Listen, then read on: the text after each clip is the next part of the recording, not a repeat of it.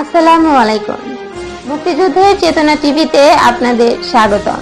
সাথে আছি আমি শ্রাবণী আক্তার। এখন দেখবেন বিস্তারিত। স্মরণ সভা, মরহুম নূর হামিম রিজভী বীর প্রতীকের দোয়া মাহফিল। আব্দুল আল মুক্তাদির বাঁধন, স্টাফ রিপোর্টার, মুক্তিযুদ্ধের চেতনা টিভি, রাজশাহী বিভাগ।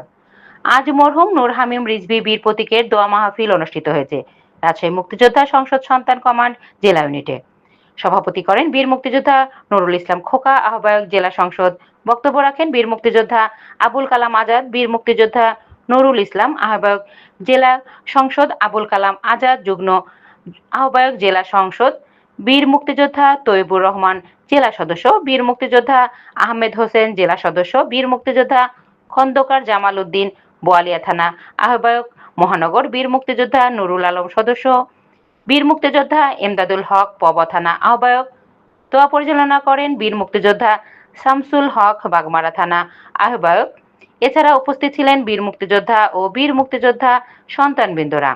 এ সময় উপস্থিত ছিলেন প্রেস ও ইলেকট্রনিক মিডিয়া সাংবাদিক বৃন্দরা ও প্রমুখ।